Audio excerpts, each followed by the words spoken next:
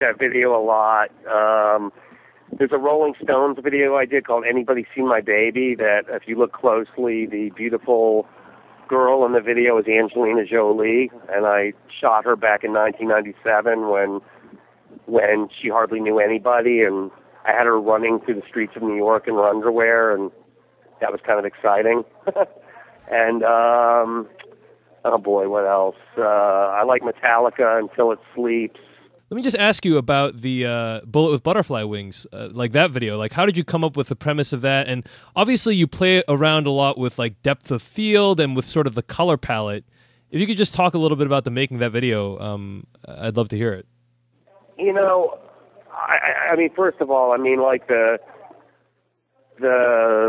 Bullet with Butterfly Wings, it was a very big anthemic album that came out. I mean, it was, you know, this was like an event when it was the first single off the double record that Smashing Pumpkins came out with. And, you know, I think I had seen these photographs by Sebastian Salgado of, who's a wonderful still photographer of diamond mines in South Africa. I was watching the video the other day, and I actually was like, this looks a lot like Salgado, and I guess that's no coincidence. And so, you know, I mean, I think I was very influenced by the Salgado images, and then I really liked giving the film, and then I shot, you know, actually it was very exciting. I had a set of lenses developed at Panavision, that they actually grinded off the, you know, the whole thing that you learn about film is sometimes less is more, and one of the reasons why like older films could kind of have a beautiful kind of shallow depth of field and a very deliberate focus is because the way they used to machine glass on the lenses was a lot less exact than they can do these days. So in a very kind of organic, primitive way, I asked the guys at Panavision to develop some lenses for me, and I think they took like something and they ground down some glass on some lenses, and I had a whole set of lenses that I used for the video that really kind of gave it a very cool look. And unfortunately, those lenses got destroyed, but I used them for a while. They were really badass. Well, let me talk about your budding movie career at this point. You've been a music video director for about 2 decades, and I'm wondering if during that time you've received any other offers to direct films. Yeah, I mean, it's been it's been a long road, and you know, I think the first meeting, you know,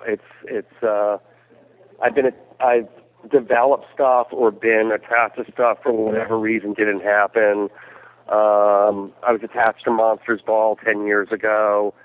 I had a movie with Benicio del Toro that was set up at MGM. Sean Penn was writing something. We were going to write something together. I was going to do a remake of Vanishing Point. I mean, I had quite a few projects that I wanted to see happen, and, you know, for whatever reason they didn't happen. And, you know, I've always wanted to make a movie. I think it's very difficult for a first-time director to make the right choice, but you can also wait forever and never make a choice. So I think this was the right movie to make. Well, you know, speaking of this movie in particular, Nightmare on Elm Street, I'm wondering, I guess there's a lot of reasons to remake a film, right? Maybe the original didn't have the resources or the technology to make it work, or maybe present-day circumstances like give the old story a new meaning. So why did you feel like the Nightmare on Elm Street story needed retelling? Well, you know, it's a couple of things. I mean, first off, I really like the producers on the project a lot, and even though I think that they get a lot of flack from the horror community, they really enjoy what they do. They really like remaking horror films, and they like trying to reinvent something, and that's interesting to me. And I like Michael Bay a lot, and there's a history between all of us, and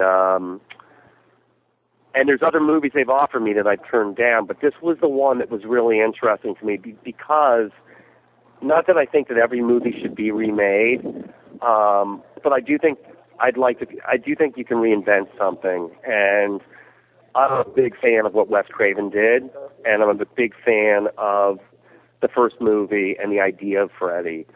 And I think Freddy should be scary. And my thing is that I think the franchise kind of just lost a lot of its, I think it ran out of ideas. I think it lost some of its power. I think that Freddy kind of became a vaudevillian comedian rather than a really terrifying character. And when I talk to people about Nightmare on Elm Street, you know, people say that guy scared the living hell out of me. And I'd like to bring that to a new generation. And I think sometimes in this delicate landscape, when you talk about remaking things, you know, I'd like to consider reimagining it for a new generation and reinventing it. And that's why it's exciting to me because, you know, I'm not remaking.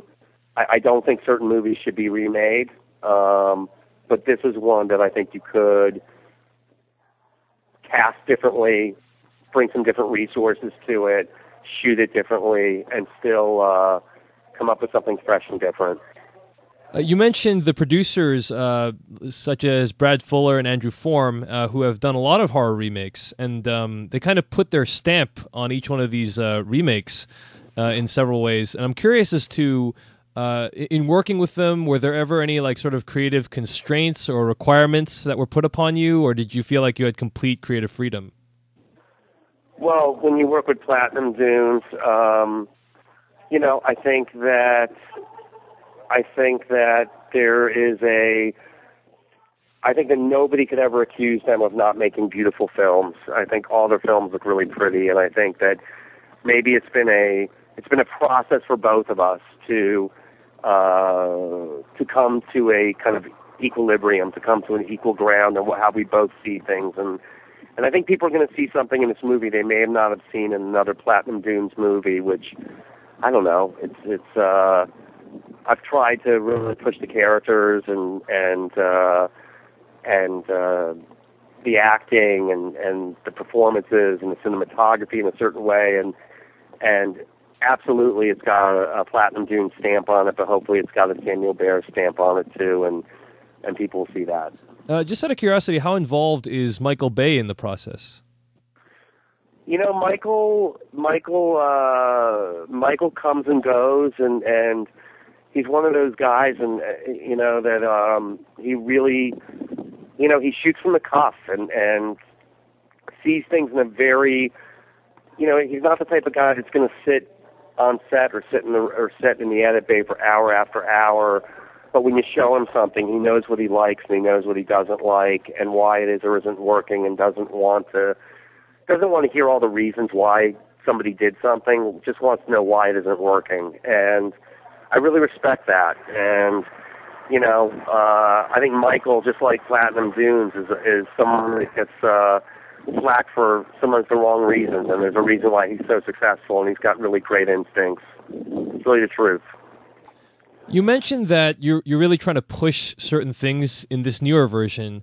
What would you characterize as sort of the biggest differences between your version and, say, the 1984 Wes Craven version? Well, I mean, I think that some of the element. I mean, look, and with more modern. I think sometimes people have a revisionist history. It's like, yes, they cherish this franchise, but please, I mean, look at, you know, some performances in the original movie might have looked great in 1984. I think that's what the year it came out.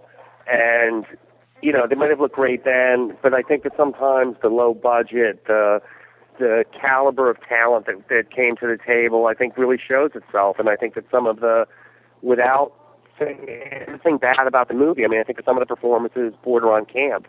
And, you know, I certainly don't want to do another.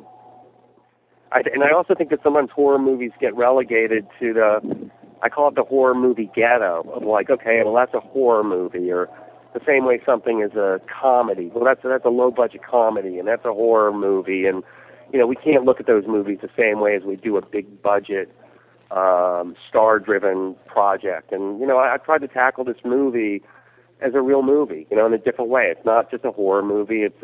I've tried to make it something bigger, and and hopefully